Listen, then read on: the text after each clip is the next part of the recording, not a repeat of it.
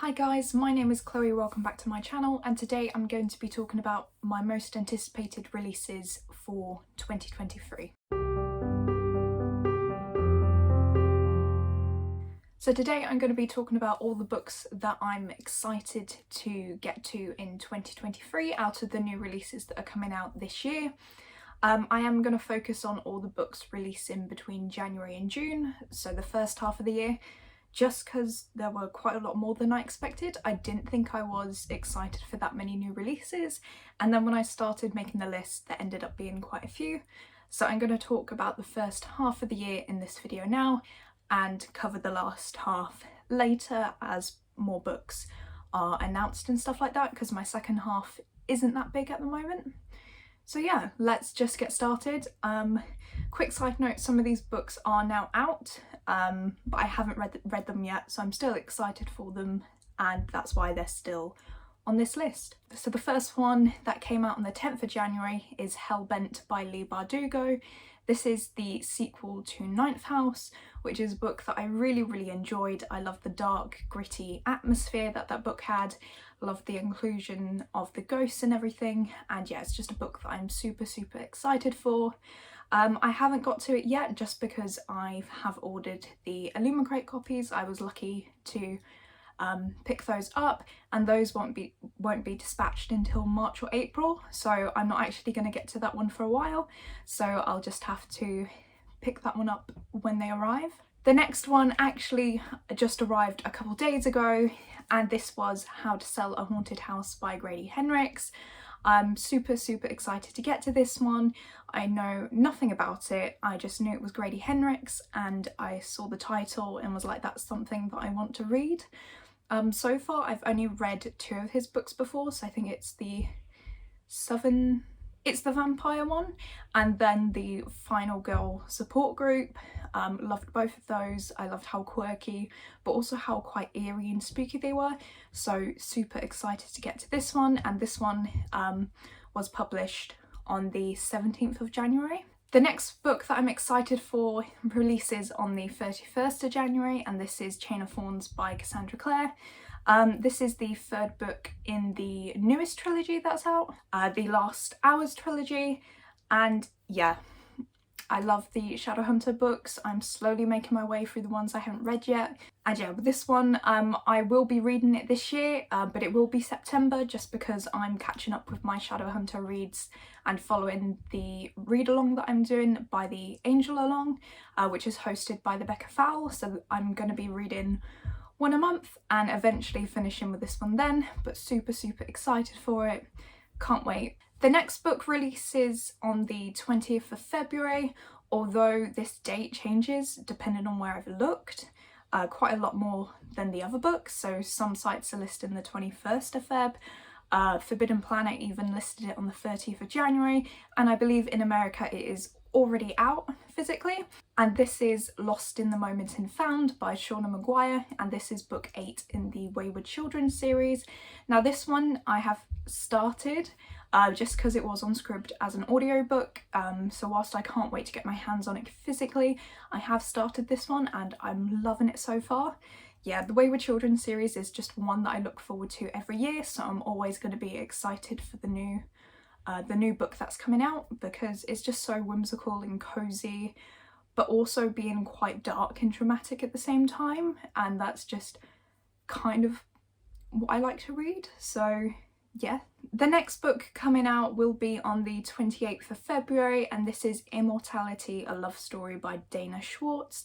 This is the sequel to Anatomy, a love story, and yeah, I just had such a good time reading Anatomy last year. It's set in Edinburgh, it's a historical fiction, and we're following a girl who just wants to be a surgeon because it's the Victorian times or something, I believe.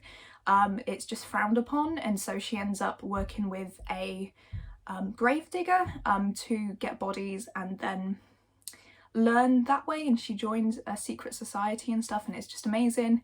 And yeah, I think it's a duology as well, so I can't wait to conclude the series with the second book. The next book is possibly my most anticipated book of the year. I'm not 100% sure though.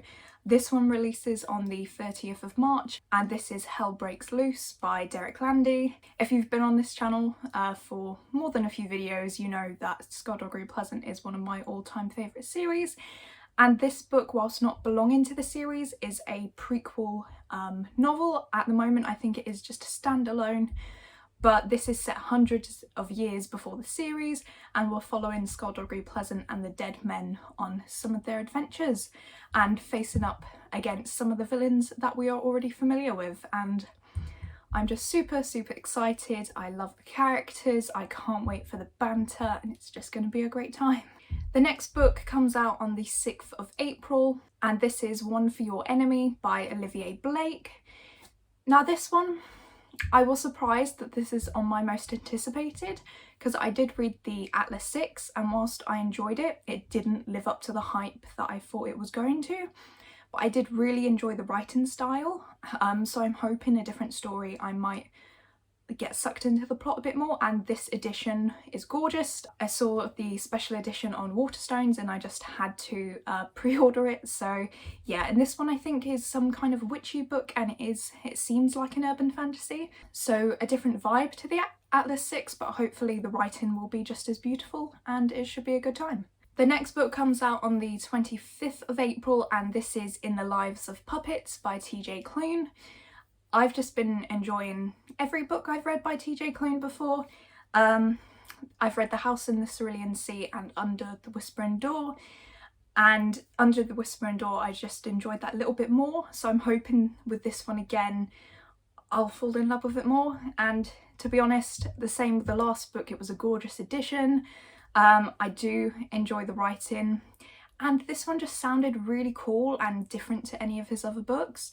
And kind of almost sci-fi in a way. I've heard it be described as a Pinocchio retelling, but the bit that stood out to me on the back was it involves a family of robots. Kind of forgotten the rest of the synopsis, but that's all I need to know. A bit like with Nettle and Bone with the chicken possessed by a demon. Sometimes you just need that little breadcrumb and you're in. The next book coming out on the 8th of June is Gold by Raven Kennedy. This is book 5 in the Plated Prisoner series, which is one of my favourite fantasy romance series, which I'm actually not up to date on, so I'm annoyed with myself, but still looking forward to this book nonetheless. I think this is the final instalment in the series, which is also great because once they're all out I can just reread them and catch up and finish the series. But yeah, this one is great. I've read the first 3 books so far. It's a King Midas retelling, but yeah, I adore quite a lot of the characters, even the villains, and I'm just looking forward to seeing how this series concludes.